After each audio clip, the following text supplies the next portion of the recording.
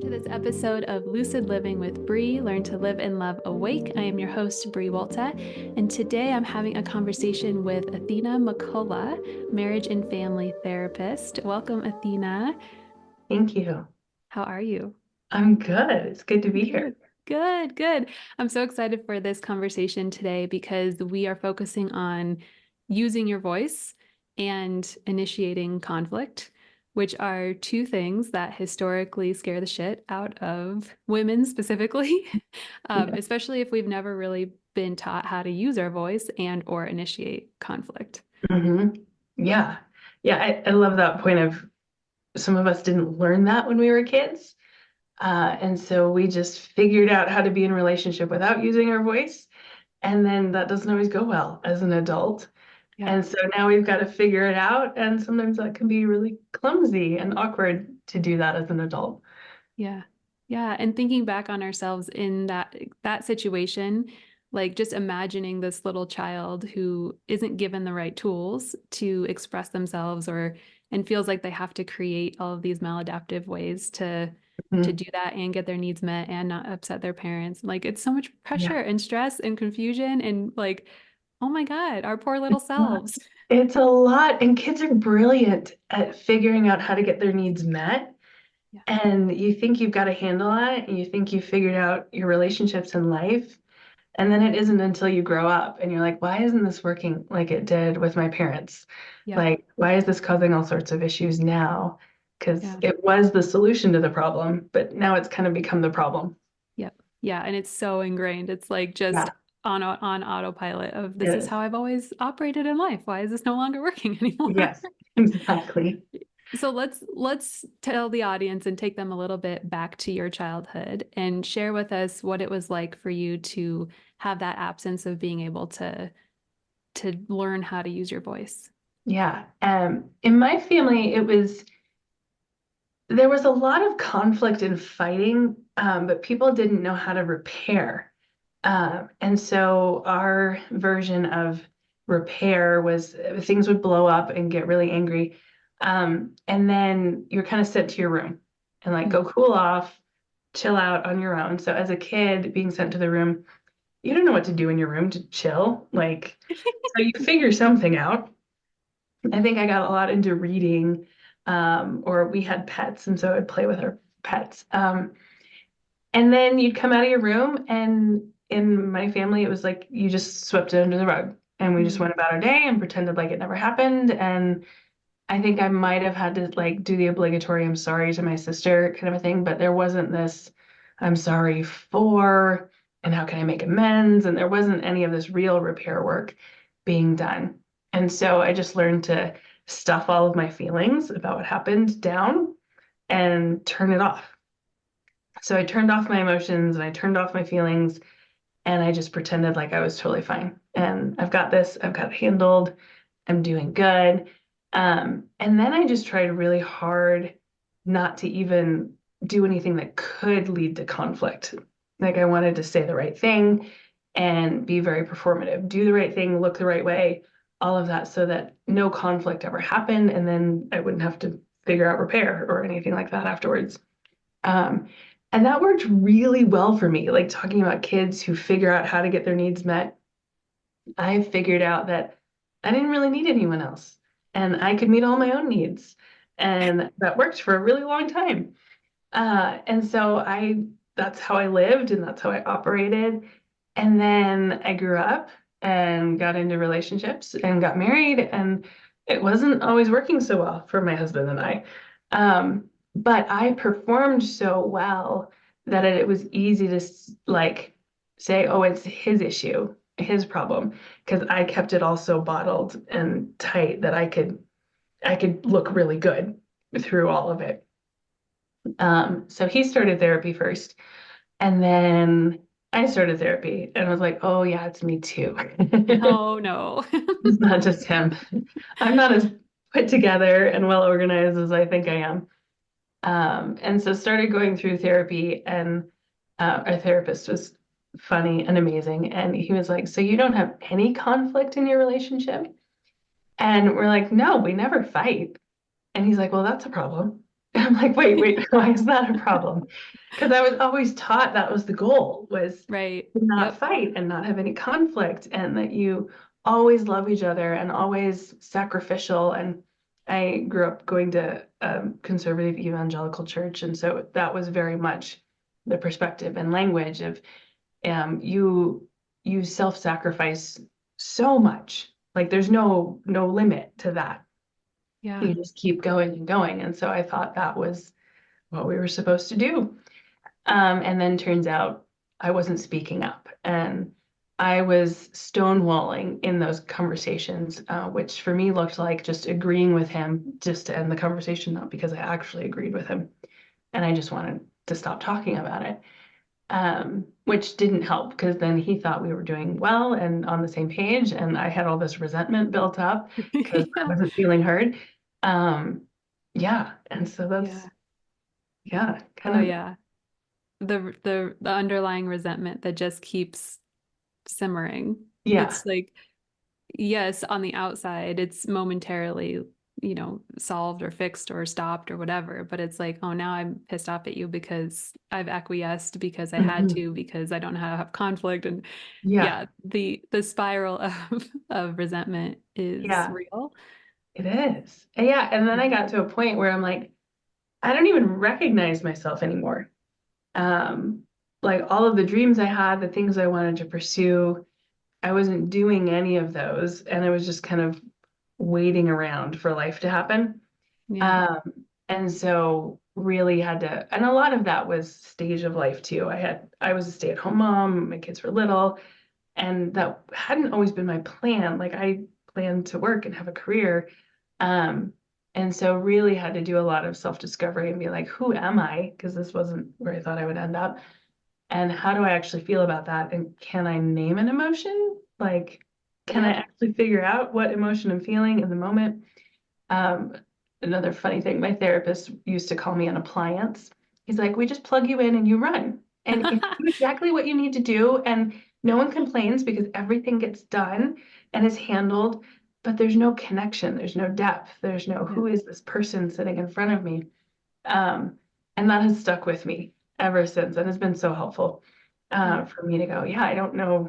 I can't even tell you what emotion I'm feeling, and I don't have an emotional vocabulary even. And Hmm. so if I didn't have those things, I couldn't identify how I was feeling. I couldn't talk about it. There was no way for me to tell my husband that what felt good and what didn't feel good and what I wanted and didn't want because I didn't even know. Right. Uh, yeah. Yeah. It's so fascinating to me that like society or whatever we're hearing in the media or social media or um, just with friends, it's like we expect ourselves to be able to do all of these things, name our emotions, have healthy communication, have healthy conflict without ever being taught that skill. Hmm. And especially when you're young and you learn that your emotions aren't safe because if you have an emotion, it's gonna rupture something and you're Hmm. gonna lose that attachment that we need as children to survive. Hmm. It's like just like you said in the beginning, you disconnect completely from what you're feeling in your body and being able to articulate that and express the connection between what you're feeling somatically and mentally. Hmm. And in my own story too, I'm fine, quote unquote, was like the answer to every question. Yeah. How are you? I'm fine. I'm Fine. good. Fine. I'm okay. I'm whatever you need me to be, whatever. Exactly. Like Yes. Yes. and and I started working a 12-step program specific to like adult children of dysfunctional families. And that was the first time where we were like pushed to identify our feelings, like with the feelings Mhm. wheel. And I still use the feelings wheel to this day because Oh I'm yeah. like, oh my God, there's so many options. Yes. I use the same thing too in my practice. I pull it out all the time because I can remember it wasn't a wheel, but it was a list of emotions that my therapist handed to me. And he's like, pick one. And Yeah. I couldn't pick one. Like I was so disconnected. And so, Yeah. yeah, it's become, and then when I went to school to become a therapist, I was like, I've got to figure this out. And so I would get those lists of emotion words and I would just study them because I was like, I don't even know. I mean, I know the words, but Yeah. I can't see someone's face and guess. I wonder if you're feeling discouraged or Yeah. like all of those more unique ones other than sad, mad, scared, those Yep. big ones. But yeah, I had to do a lot of work on just expanding that vocabulary, Yep. just to recognize the words and Yeah. then to connect them with the feeling in my body. Yeah. Yeah. And then to allow yourself to actually feel And something feel it. Yeah. Not just be able like, to say, I think I should be feeling that, but to yeah. actually sit with it. Yeah. Yeah. Which is a skill, right? And It's this a is, skill. these are things like if whoever is listening takes anything away from any of these episodes, it's like just because you weren't taught it doesn't mean that something's wrong with you because you don't have it, you Yes. know? It'd be like landing in Mexico and just assuming that you should speak fluent Spanish if you've never Hmm. even studied it, you know? It's wild. It's crazy. We It wouldn't is expect crazy. that of anybody. So Yeah. finding yourself in relationships where you are stonewalling or you are actively just taking the passive route of I'm fine, what do you need? What can Hmm. I do to make you okay so that I'm okay? Right? The classic codependent, Hmm. like I need Yeah. you in order to feel regulated, so I need you to Yeah. be okay. Yeah. Like we learn, that's what we learned. So that's what we're practicing and that's what we're really fucking good at. Yeah. Really good at it. Yeah. Yeah. Yeah. And I tell clients all the time, some of these skills that we did learn as kids are actually good and helpful. Like first responders or military personnel, police officers, they need to not be a basket case when they come into a situation. They need to be really clear-headed and logical and follow a chain of command or Yeah. protocols or things like that. And there are really good situations for when you do that. But if you don't get to decide when you're doing that and not doing that, and that's just how you operate all the time, you can't be in that emergency crisis mode all the time. Like it Yeah. works for those situations and is really helpful, but then you got to step back out of it and feel all the things. Yeah. Yeah. In that emergency situation, like you're naming, like if there's a lion running at you, you're not Hmm. going to stop and be like, I wonder why this lion is running at me, right? Like, Yeah. no, you're going to fucking run. So Yes. there's not space for the introspection.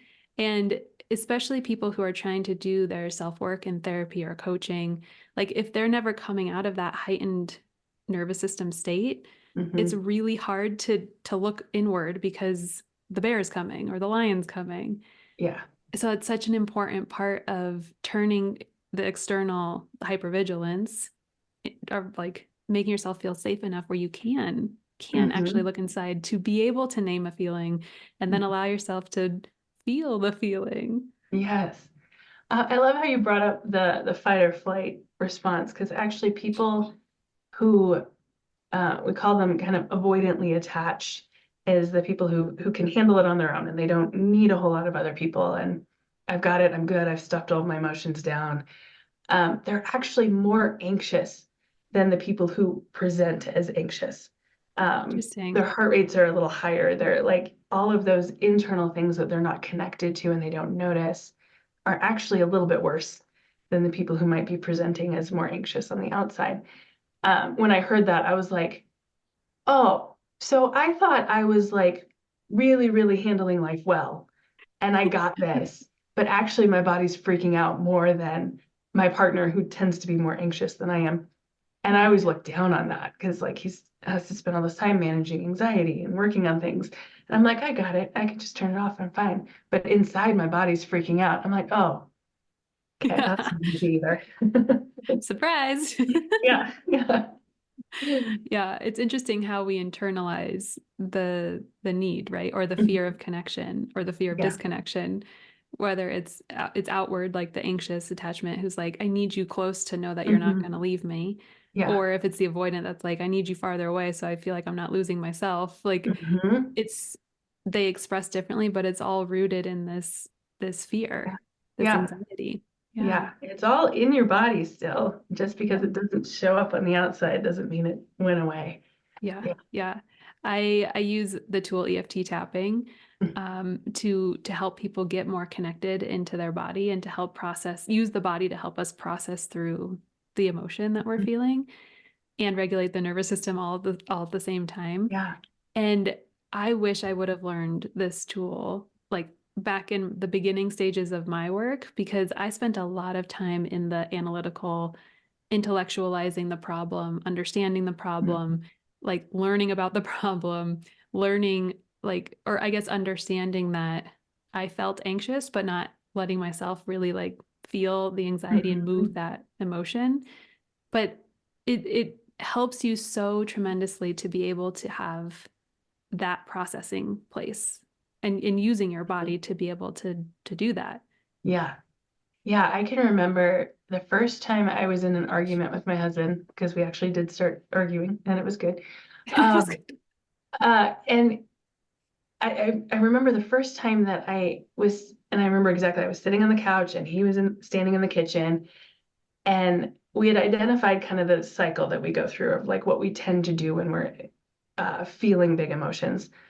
Um, and I can remember the first time I felt it in my body that that's what I wanted to run away, and I would shut down and move away.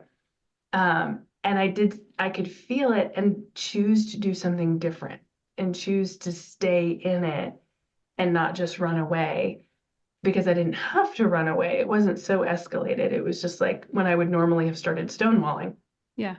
and I could stay in it. And to be able to feel that in my body was huge. And I love doing that same work with my clients because that's what my therapist did so much of with me to help me reconnect Yeah. and go, okay. And even with boundary work, I do a lot. Can you feel in your body how far you can go? Like, where Mm, is your boundary? What are you okay with and what are you not okay with? mhm. And sometimes you have to have your body to go, oh no, yeah, I just got cringy with that. That I'm Yeah. not doing that. That's too much, or I need to say no to that, or yes. But our bodies can give us so much of that wealth of information Yeah. if we can tap into that and use it. Yes. Yes. And I think it's starting to be seen more as an acceptable, quote unquote, way Mhm. to, or acceptable thing to use in therapy or coaching, and it's less woo woo. Yes, Like it's this is all scientifically it all is. scientifically based, evidence based. Like Yeah, it's not just, oh hey, your body is connected somehow. It's like, no, yeah.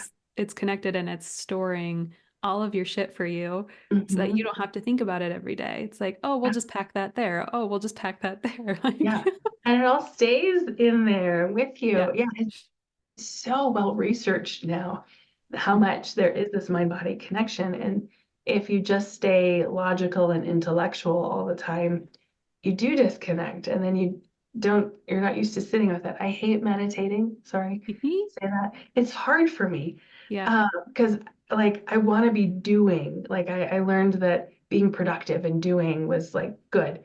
Mhm. And so I still have all of those tendencies. And so sitting and meditating and feeling my body is like, I can do it for short periods of time. Yeah. And then I'm like, okay, I'm done. That's enough.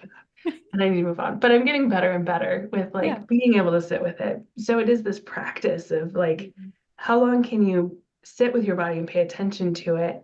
And can you increase those times so that most of the day you're fully connected and Mhm. checking in and aware?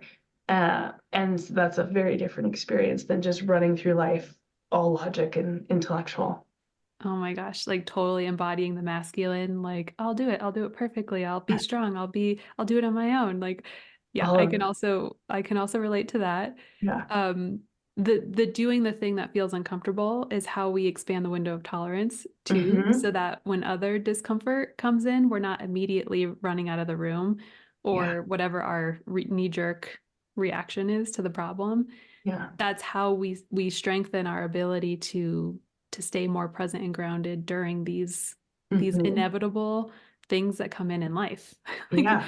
we're never going Yeah. to get to the place where we're not triggered again, Yeah. or we don't have to have the conversation with our partner, or whatever it is that brings us that like I'm going to tense up and either freeze or run or fight. Mhm.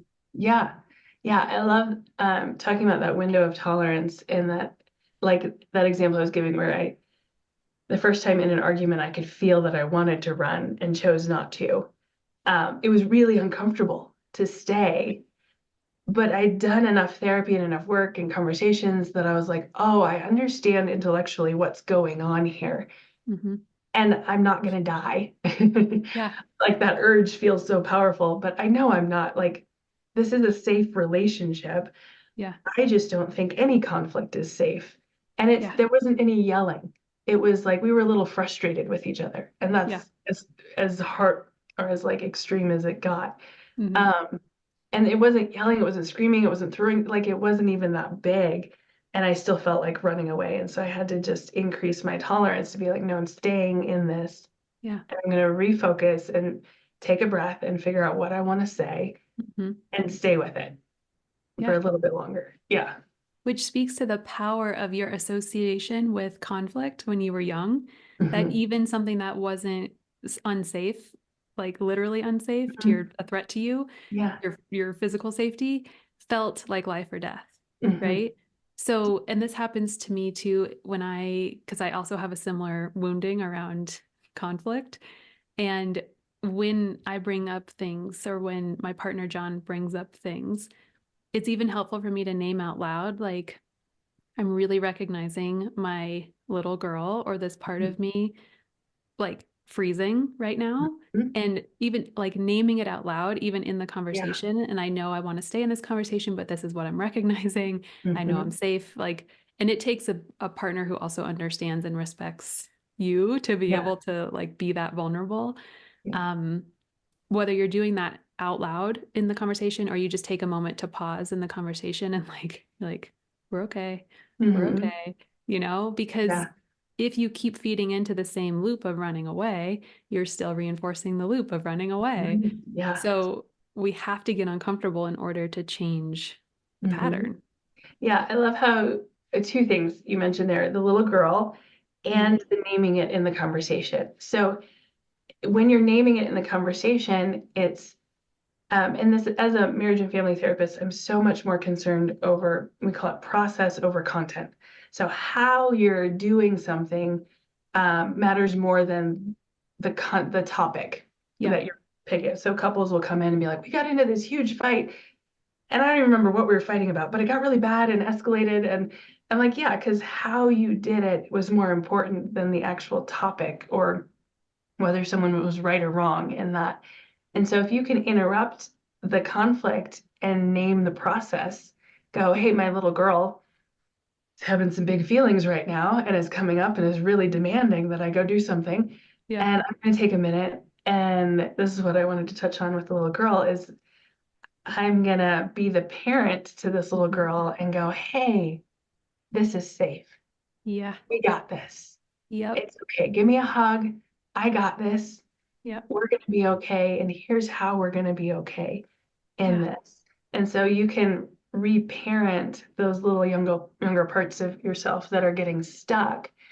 And all of that is the process of conflict. And so managing the conflict is the goal, not just avoiding it Yep. or having way too much of it. Most people recognize that that's a problem. But we also don't want to avoid it. We want to manage it well and be Hmm. able to integrate all those parts of ourselves that are reacting to the moment and go, okay, oh, I hear all of you. That's what all of you are worried about, Yeah. whatever it is. And there's an adult part of us who's learned Yep. a lot and wants to do things a little differently. And trust me, I got this. Yeah. Come along with me for a little bit, and we're Yeah. going to be okay.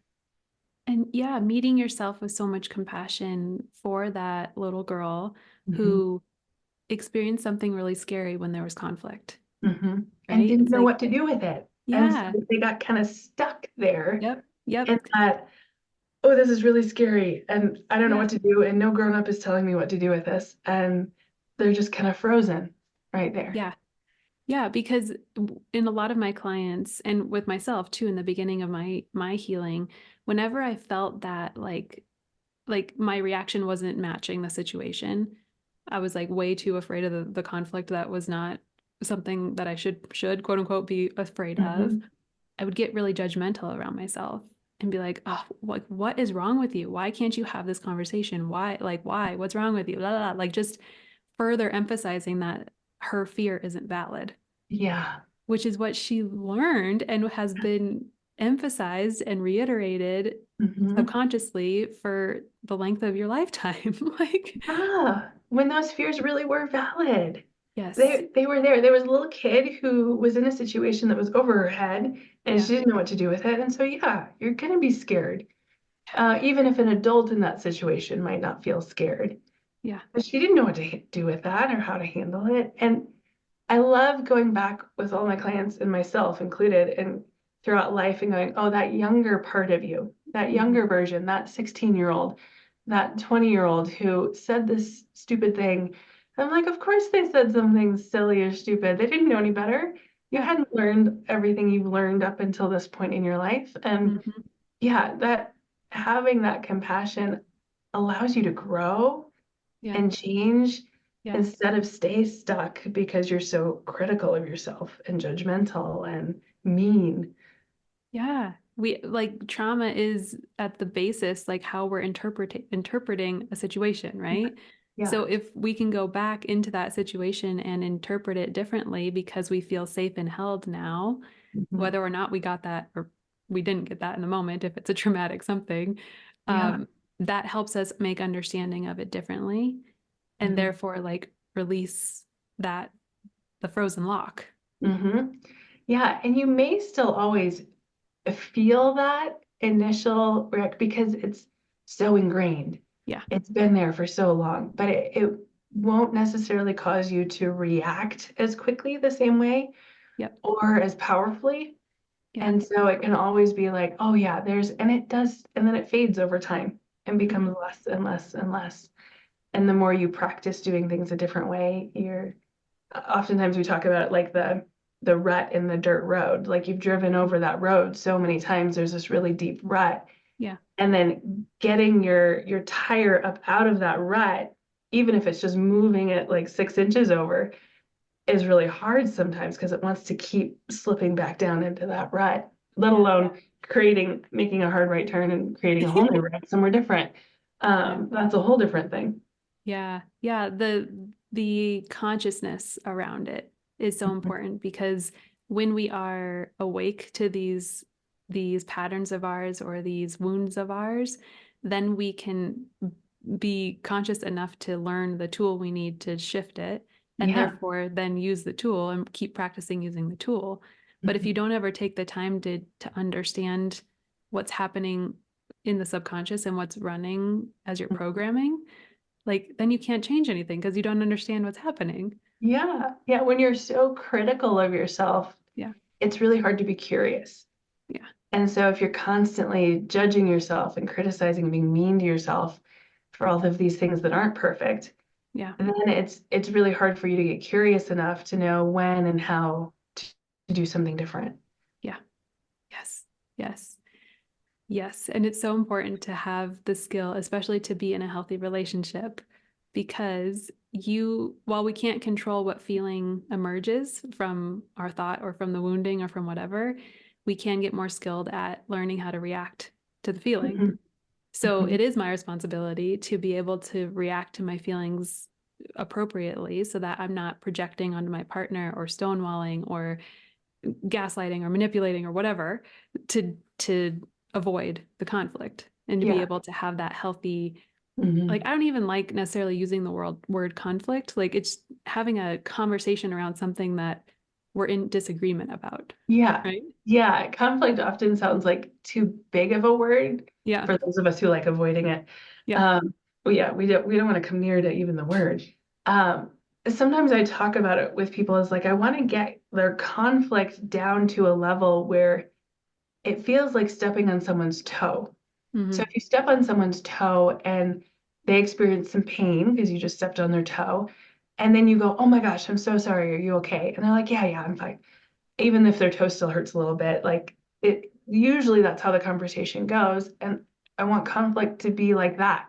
Hmm. Like it happened so fast and then was repaired so quickly because you checked in with someone and saw like we're checking to see if there's anything you could do for them. Yep. And then you're done and you move on and that's it.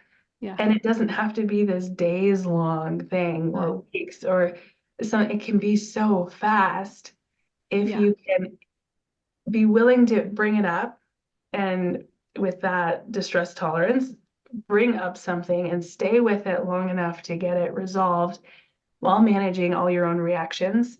and Mhm. deciding how you want to behave instead. Yeah. And if your partner can do that also, and then you can move through it. And it Which, should be so quick that, like, my husband and I have conflict. I'm sure we do. But we've gotten so good at repairing or yeah. checking in or being more worried about how the other person is doing than if one of us is right or wrong, that I think I would really have to go back and think about when was the last time we had some conflict. Um, I honestly don't remember. Like, Yeah. but I Yeah. know, like, I speak up now, so I know I'm saying things, Yeah. and he's a good listener, and we've worked on all those skills, and um, so it's not so much that we don't have any, it's just that we repair it so quickly and so with so much ease Yeah. that it doesn't stick in our memories. Yeah. Right. It becomes more of like, there's just space for me to share what I'm feeling and what I actually think about something. And there's Yeah. space for you to do that. And then we can talk about if those things aren't exactly in alignment. We can Hmm. talk about the disagreement or where we can maybe compromise or Yeah. whatever. When we say that there should be conflict in a relationship, we don't mean that there should be yelling Yeah. and Right. gaslighting and the silent treatment, and like those expressions of conflict are not healthy. Right. And the other caveat to this whole thing that we're talking about is having a partner who can also do that and Hmm. wants to do that.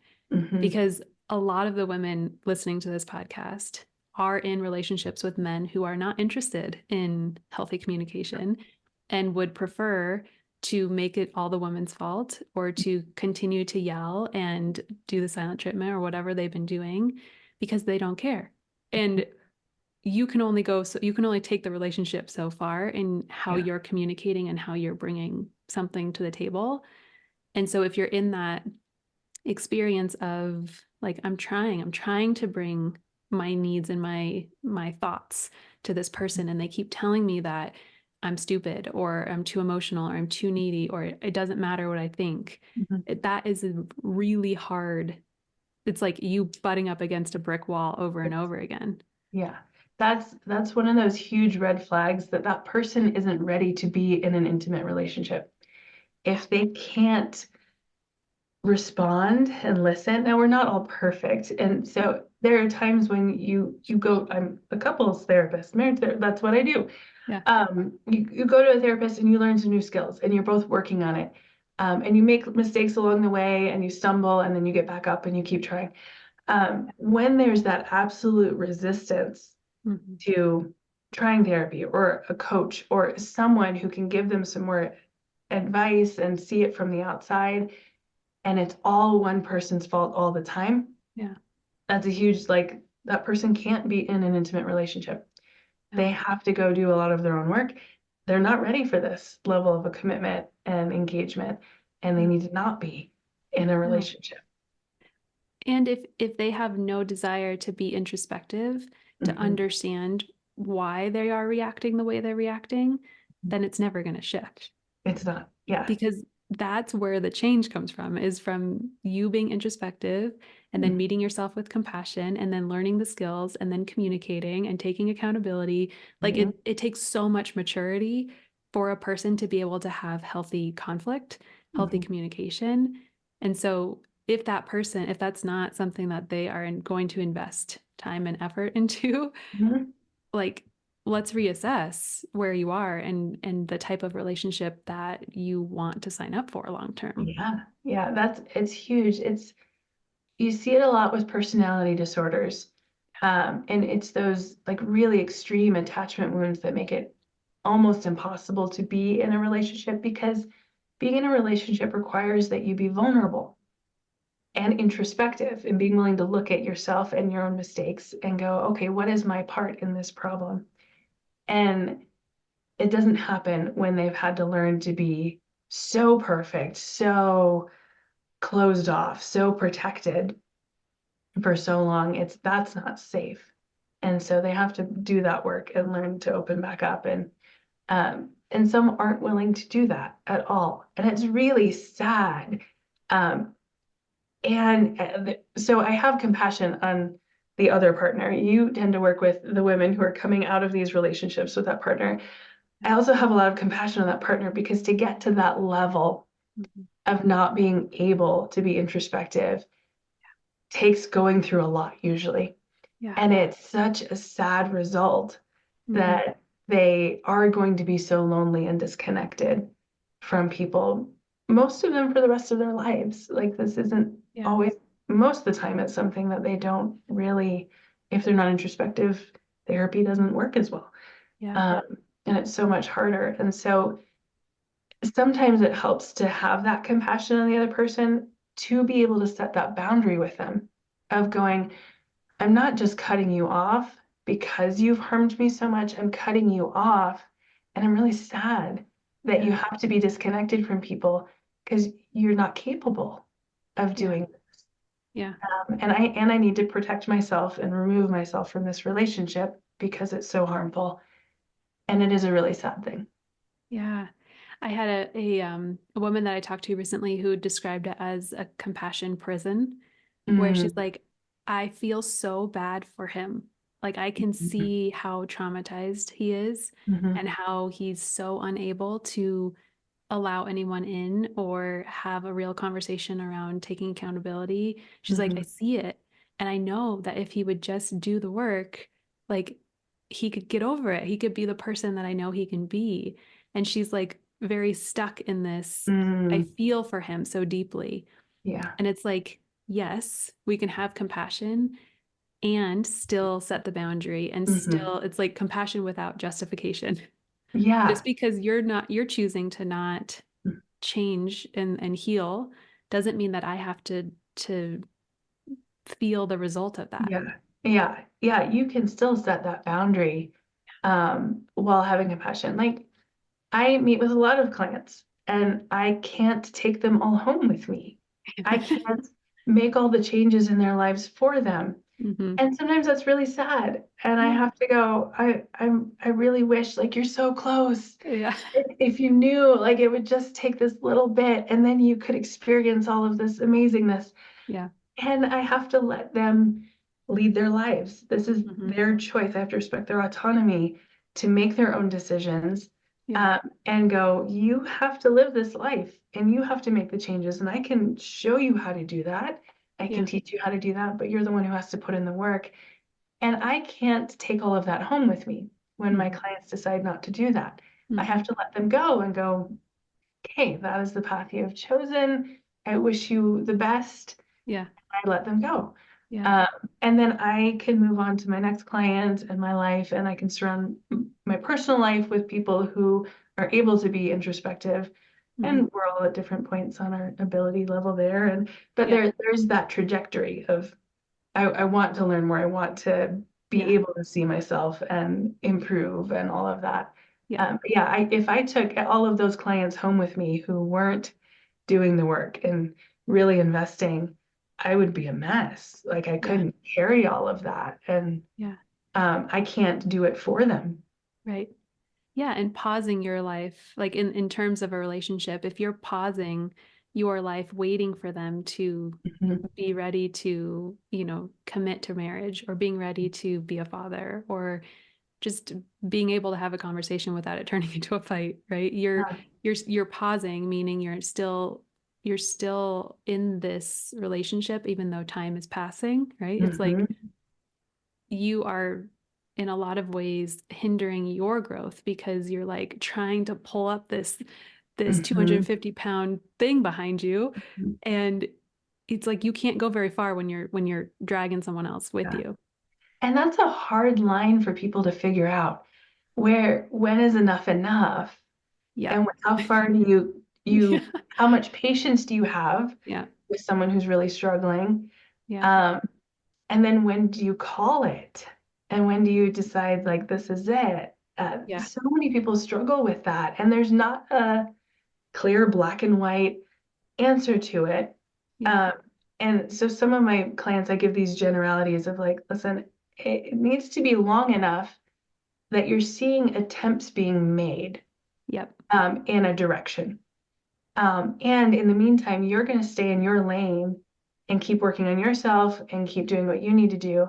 And eventually, for most people, they get far enough ahead down the road in their Yeah. lane Yep. that they realize this person isn't even on the same road with them anymore. Yeah. And then it's a lot easier to go, okay, we're not even on the same road, let Yeah. alone heading in the same direction. And so this is definitely not going to work. And the changes aren't being made that need to be made. Yeah. Yeah. And we talk about like, or we go back to the people pleasing and the perfectionism and the Mhm. tendency to choose people we can fix. Yes. It's like when I got out of my last and final toxic relationship, I was like, I'm done project managing. Like Hmm. I have to manage my own fucking life. Like I Hmm. cannot project manage anymore. Yeah. And I it was like something that settled in me in that understanding of like, I need a man, whoever the next man is, I need a man who is taking control of his own mindset and understanding of himself and his clarity around himself and then can communicate that to me, but I can't figure that out for him. Hmm. Yeah. It's You're it's over functioning oh yeah, yeah, point for the partner. You're doing yeah, the work for yourself and the work for them.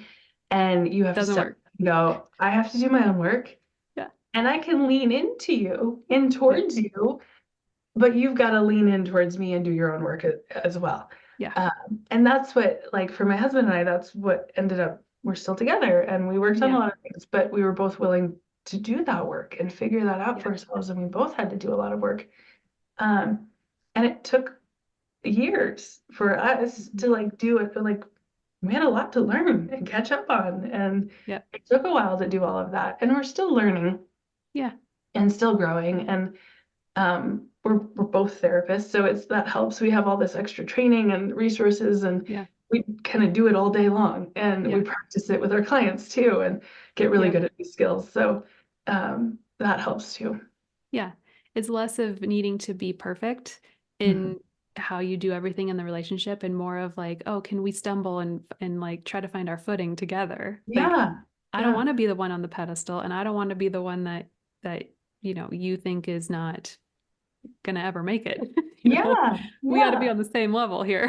Gotta be on the same level. We both have to be putting an effort and working on it Yeah. and having compassion when we stumble and fall. But that repair piece is key because in so many of those really toxic relationships, there's definitely not repair. It's blame and criticism and name calling. And I put name calling into domestic violence kind of category. When it Yeah. gets to that level, it's really controlling and manipulative. And yeah, if you're not working through that repair, Hmm. you can be messy about it. But that's what makes the difference is that Yeah. you're interested in it and you worry about how your partner's feeling afterwards and they're doing the same back to you and it's not Yes. one-sided. I remember in my last relationship, I would try to bring that topic up that like we need to repair this. And he Mhm. would say things like, stop trying to be a therapist, stop therapizing me. And I'm just like, and in that part of my life, I was like, oh my God, I'm overstepping. I'm trying to be and it was such a mind fuck, like part of Yeah. the gaslighting and all the things. But if you're trying to bring resolve to the table and they're meeting you with that, like that's Mhm. also a red flag. It's huge. Yeah. Yeah. Huge red flag of now sometimes it could feel like criticism to them. And Hmm. so they're getting defensive and lashing back out and making you feel small. And so stuff like that can go on, but eventually can you come back around to it and go, Yeah. oh yeah, there is this issue that we need to work through and Yeah. figure. Yeah. Yeah. Which leads me into the next piece of your work of helping women who are going through really high conflict divorces and trying to navigate the court system and feeling like they're just spinning in circles and are so confused and mind boggled around everything. Tell me Yeah. a little bit about what are some skills that you give them when they're in that high stress Yeah. experience? Yeah. So much of it there is getting grounded in reality. Is a lot of people, not a lot, many people have been in toxic relationships, and so they can imagine like how it feels on a day-to-day basis, and you kind of get spun in circles a lot, and if there's a lot of gaslighting, you start to doubt whether you really know what's going on. Imagine that with kids and custody and attorneys in the mix, and attorneys sometimes can be amazing and wonderful, and sometimes they end up riling it up because everyone's so on the defensive and arguing for like the livelihood of your children. And it just gets so intense and so blown up. Um, that just being able to bring these women back and go, hey, what is real? And men too. Like I do a lot with women, but I also work with a lot of the men in here and going, hey, what is reality? And sometimes that is coming back to the parenting plan that was court ordered and going, I know you hate this plan because it gave your ex more time with the kids than you think is safe, and you don't feel like the kids are safe with them. But how can this plan have your back when they're pushing and pushing for more time and extras and all these things? And so, how can we take what feels really awful, and in a lot of cases is really awful, and go, where's the solid ground that you can stand on and know for sure what is your responsibility and what is theirs. And when the emotional messages start coming through Talking Parents or whatever app they're using, can you sort through the emotion? Can you ground yourself before you open that app to read the message so that you don't just get spun in circles and respond emotionally and also look like the crazy person in the relationship? Because sometimes judges can't even tell because everyone's so dysregulated that they don't Yeah. know who's a great person and who's just a mediocre person and who's really bad and all of that. Yep. Yep. And so we do a lot of grounding, or like you can only open the app twice a day. So you've got to stick within those parameters if you have to respond within 24 hours or whatever the court has ordered. But you're going to take 5 minutes and do some deep breathing and ground yourself and really feel connected to yourself and know that you're going to see lots of stuff that's going to not feel good to see and is a lie. And you know all that. Yeah. And so go into it expecting all of that and going, I'm just looking for what the actual question is, because sometimes you have to dig for it. Yeah. And then you just respond as briefly and as simply as you can to that and helping them take all the emotion out of their response also, Yeah. because it's so personal. The attacks are so personal. And it often involves kids, and the mama bear comes out when it Yeah. involves kids, and which is great in its own right, and it gets really messy in these situations. So, Yeah. Whenever there's an intense emotional experience, the more that you can stay grounded enough to observe what's happening, like from a logical point of view, mhm, almost like you're gathering data about what's happening. It's like, oh, yes, he's using this tool to tell me I'm a terrible mother because he knows it's going to hurt me. mhm, And yes, he didn't respond in time because he knows that that gives me anxiety, right? It's mhm, like you're gathering data about what's happening instead of getting consumed in the emotion of him mhm, calling you a bad mother and mhm. then him like sucking you into the fight or sucking you Yeah, into the huge emotional explosion that he knows you're going to have because he knows your specific mhm. triggers. Yeah. If you can name what's actually Yeah. happening, um, I loved it. I did this with a middle schooler actually who's really struggling with their relationship with their dad. And they would record the dad without his knowledge, but and then send it to me. And they were hard to listen to. It was really, really bad. Mm-hmm. And lots of emotional abuse and verbal abuse. And so I would listen to them, and they didn't want to listen to them with me. It was too hard. But I would go through and I would pick out little phrases and be like, remember when he said this thing? That's gaslighting.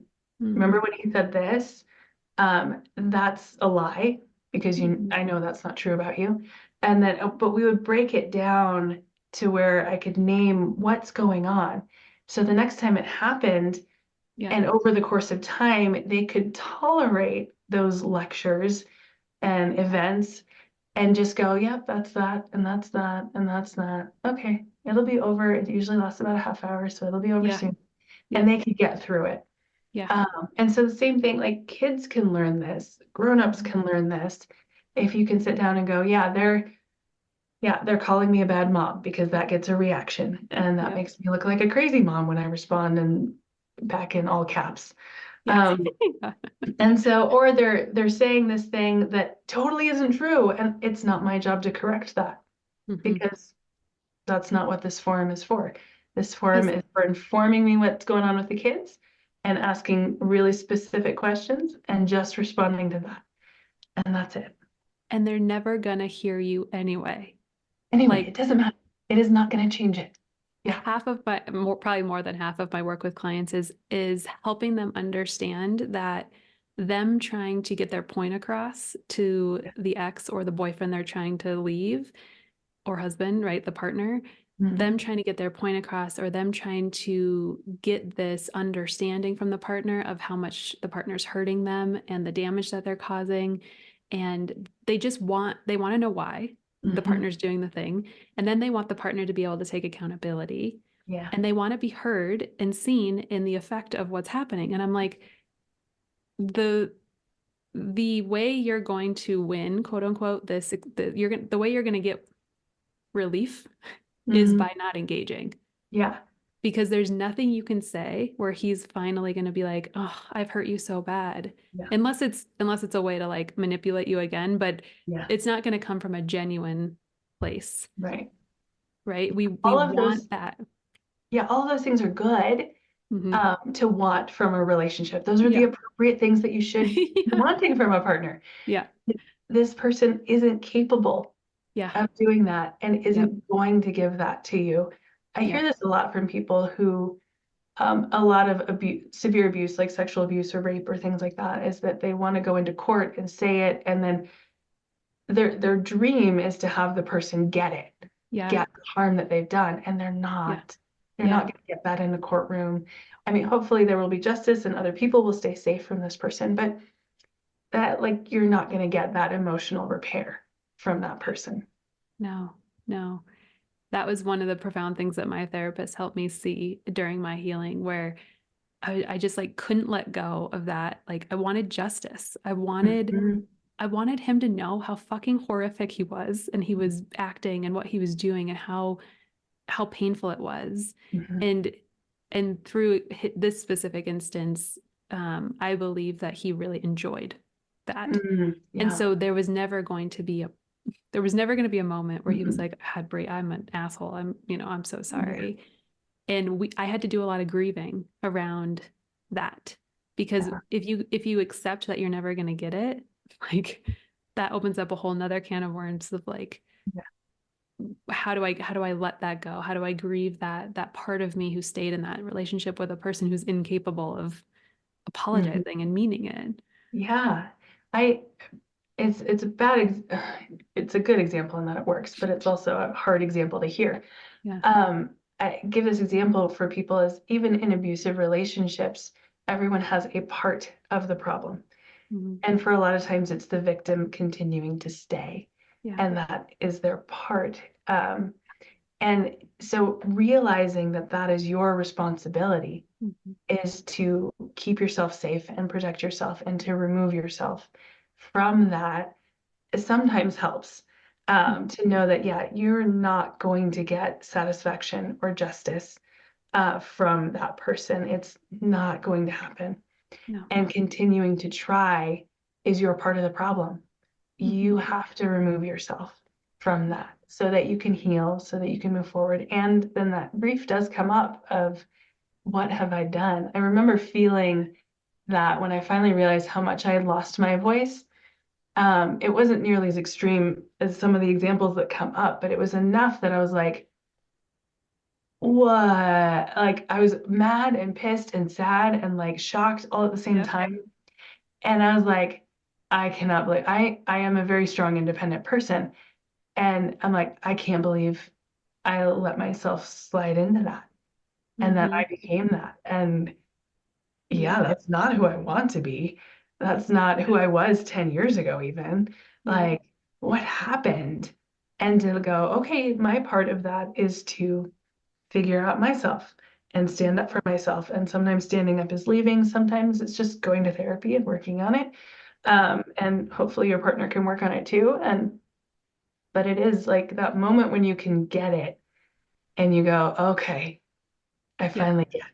This isn't going to change, or this isn't going to be what I want it to be. Yeah. And I have to be something different right now. Yeah. There's also a really wild experience of being a woman that you no longer recognize in relation to one person, right? Yes. Like your ex-partner brings out this rage inside of you, or this just like I didn't recognize myself in the way that I was responding to things, or the like anger I was feeling. It was just like insanity. And I'm like, what is wrong with me? And if that's happening to you, asking yourself, like, if it's not happening with every relationship in your Hmm. life, signs point to this one person Yeah. likely like pulling all of your strings and pushing all of your buttons because they Yeah. know exactly what to do. And if they're capable of that, they are not capable of vulnerably connecting and Yeah. giving you the experience of a give and take relationship.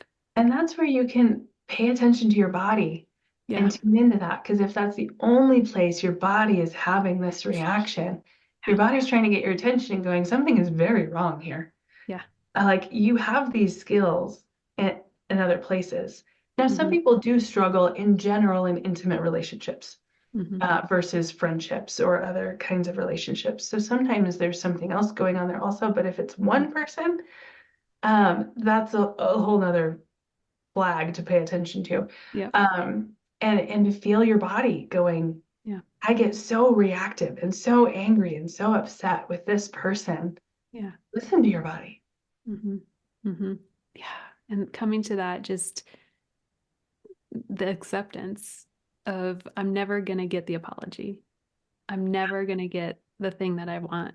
And finding resolve around that instead of needing that in order to find resolve Yeah, yeah. is a game changer. Like it, for me, it like removed the last block for me to then be able to really grieve and integrate the experience because I wasn't still clinging to him for something. Hmm. He wasn't still in control of me, whether he knew it or not. I was still needing that thing in order to be Yeah. okay, You were which, still giving him that control yeah, yeah, of, I need this thing from you and I'm waiting to receive it from you. And so yep, you're giving him more control over yourself yeah, instead of taking that control back and going, yeah, this isn't something I have to let go of yeah, longing for this because yep, it's not going to happen. And by longing for it, I'm keeping him in control of my life and my emotions.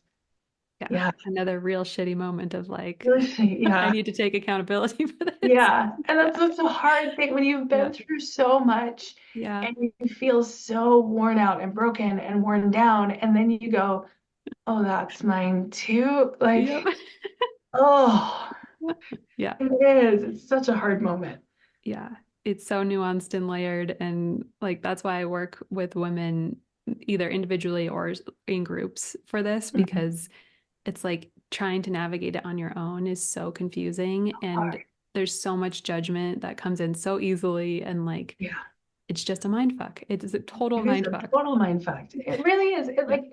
I just recently, I think when we started talking, was starting a support group for women going through high conflict divorce Hmm. because they have all of this stuff also that we've been talking about, but they also have this stigma of very few people have gone through the high conflict divorce through the courts, Yeah. which is a whole nother layer of strategy and planning and trying to you measure out every word you say because it might get used against you in court, not just used against you when you go back home, but Yeah. in front of the court. And a judge is going to make a decision about the kind of person you are and whether or not you can be a parent.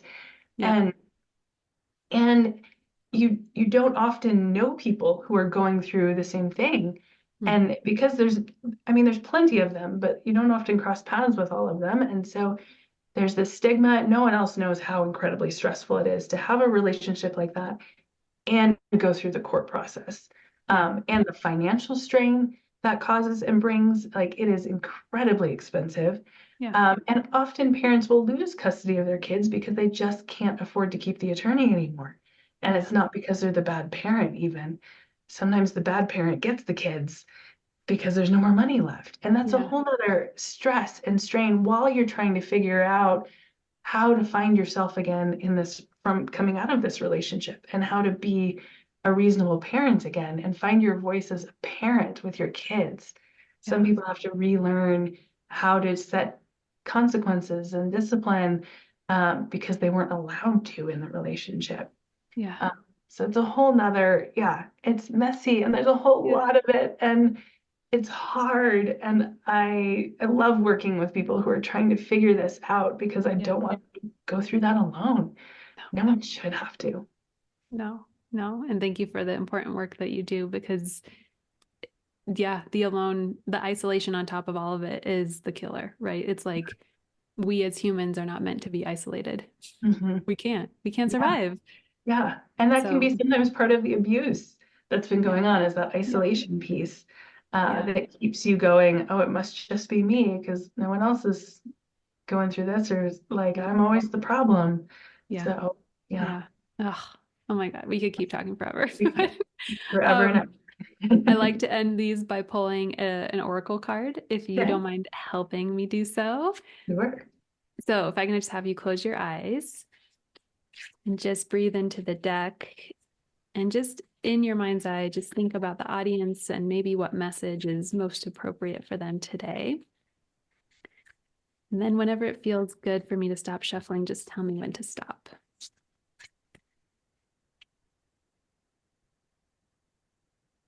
Now, Okay. We got pounce. If you can't see okay. the card, if you're not watching the video, it's a little kitty and like a bigger kitty No. behind it that looks very, very playful and pouncy. Yes. So I'll find the message here so I can read it. Let's see. Okay, you have waited, you have watched. Your diligence and patience have paid off, and it's time to pounce.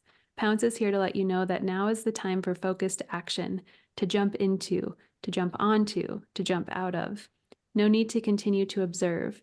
You have stalked the situation long enough. Be nimble and light-footed. Jump in, jump out, be bouncy. The universe is pushing you to get in there and claim what is yours. Do your thing with precision, enthusiasm, and intention. Get after it. I love that. I get goosebumps.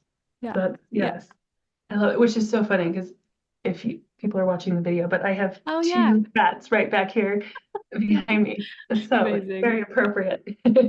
So good. So good. Well, Athena, is there any last note or words of inspiration or encouragement that you want to leave the audience with? I think just that idea that you're not alone. Hmm. And that if alarm bells are going off, you can trust your body and you can learn to find your voice again. And it's Love it. possible. Love it. Yeah, Yeah. we talk a lot about not being alone on this podcast for Mhm. sure. Where can people find you if they want to learn more about your therapy or your practice or your groups, anything like that?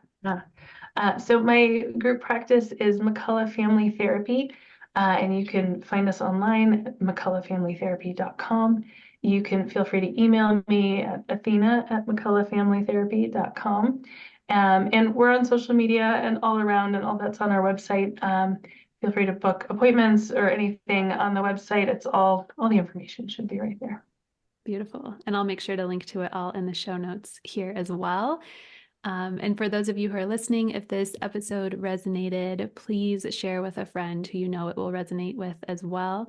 Spread the knowledge, spread the message that we're not alone. If you can take a quick second to give a 5-star review, that helps other women find it organically as well. And I think that's it. That's all I have for the end of this episode. So thank you, Athena, so much for your time. And until next time. Thank you for having me.